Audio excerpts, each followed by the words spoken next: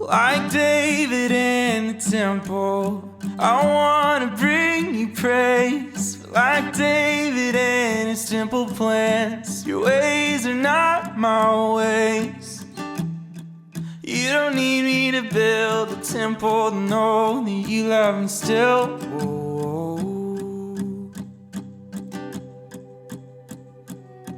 Like Israel on the shore, all I see is crashing waves. But like Israel on the shore, through the wild you make a way. I will go where you go, I will stay where you stay. Whoa, whoa.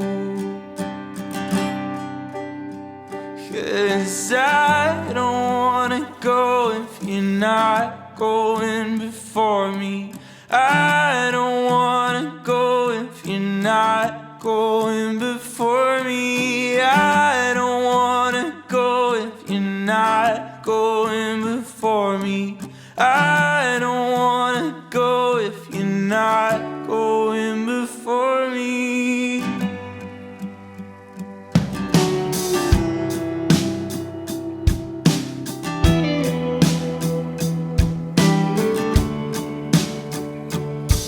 Like Moses in the desert, I wanna see the land. But like Moses in the desert, I can't fully see your plan. Still your love doesn't stop when I see the land from a mountaintop. Whoa.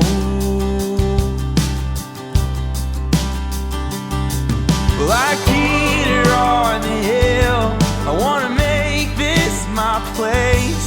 Like Peter on the hill, before your transfigured face.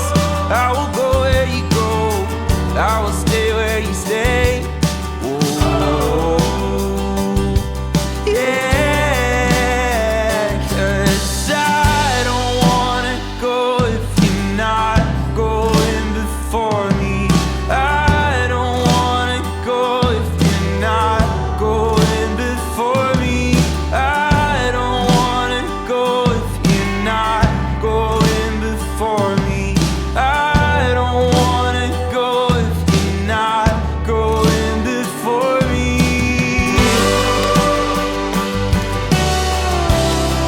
If you're not going before me,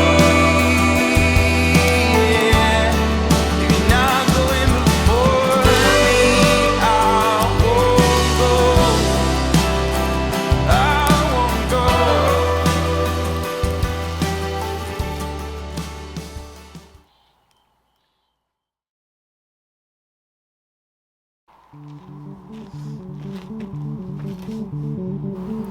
Alright, so this week I am solo camping / hiking here at Zion National Park. I'll be honest, it was a rough start. It was a 21-hour drive, and the first 15 hours were great, but the last 5 hours felt as long as the last 15 hours. I was kind of losing my mind, hallucinating a little bit, and things were just going wrong. I show up to the address that the campsite was supposed to be for. Turned out to just be some random dude's front yard. So eventually found the right address. I get to the campground, and I'm the only one there. Like, not even a park ranger, not another camper. And so I start stressing out, like, thinking about being the only one in the park and being in a tent at night by myself, and it just didn't feel safe. And so I look online if there's other campsites in the park, and all the sites are reserved. And so I start panicking, and I honestly just got to a point where I was like, I just want to go home. But I went on maps and I found a campsite, and I called them, and although they didn't have any tent sites available, they pointed me to one of the campsites right next to the entrance of the national park of Zion. So I call them and I get a campsite, and I get there, and that's where I'm at now. And last night I had a really cool talk with God. I was sitting on the bed of the truck, and I was just looking around, and I was kind of frustrated because it felt like everything that I thought this trip was going to be was just crumbling down. And it's kind of like God's sense of humor that in my own life, what I've been experiencing is I often set plans for myself, or there's things that I want to happen in my life, and when those things don't happen, I get sad or disappointed, or I get stressed out because I don't know what to expect when plans don't go my way. But what I realize through being here is that God has a better plan. And as I was talking through kind of my frustrations with God, I was even bringing in my own life of, God, like, what are your plans for me? Like, if my plans of things that I thought I wanted didn't work out, what do you have for me? And I was looking around, and I saw some birds, and I saw, just the trees and the landscape. And I just remember hearing God say, how much more do I care for you? If I can take care of all of this, how much more do I care for you? That I have good plans for you. And what I've realized is, even through the small thing like the campsite, situation, this ended up being better. I'm only 3 miles from the park entrance. There's other people here. There's showers. Praise the Lord. And so, although my plans failed, God had a better plan. And, even in my own life, some of the plans that I had for myself, they might be good plans. They might be plans that honor Him. But even good plans aren't the best plan if it's not God's plan. So I hope that encourages you. And I'm excited to see what God does for the rest of the week.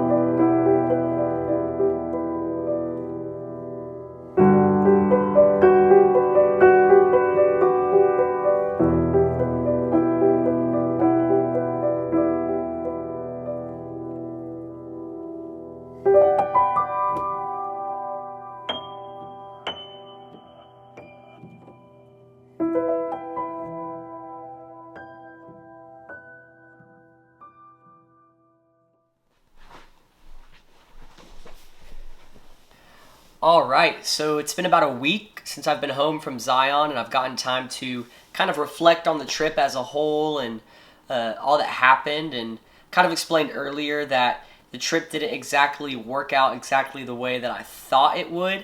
Kind of more things happened there. I think I had a sinus infection the whole week. Woke up at 2:30 in the morning, just sneezing, and had a really bad headache the whole time.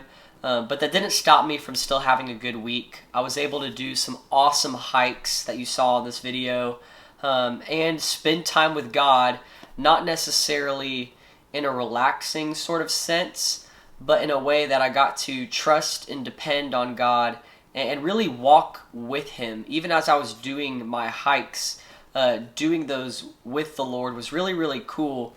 And there was one hike specifically, it was early in the morning as I was heading up to do a quiet time, and it was dark because it was still early in the morning, so I had my flashlight out, and since there was steps and kind of some quick turns, I had the light pointed just right in front of me so that I could see where I could put my foot to take the next step. And it reminded me of a verse in the Psalms, Psalm 119, that says, "Your word is a lamp to my feet, a light to my path." And that just kind of reminded me about how a lamp, it's not necessarily enough light to show you the destination of where you're going to end up. And even kind of thinking of what God was teaching me that week of, I might not know God's plan for me in the sense of what the destination is going to be or where it's going to end, where I'm going to end up. But when I spend time with Him, when I read His word, what I can know is my next step. What can I do right now to trust in Him, to follow Him, to obey Him, to worship Him, and really to surrender? And that's what God has taught me this week, and that's what I'm really excited to kind of lean on for the rest of this year, of saying, God, what is your next step for me? And that's my challenge to you if you're watching this video. If you're one of my friends that I've made watch this 8 times, welcome back. But my question to you is, what is your next step? What does God want you to do right now?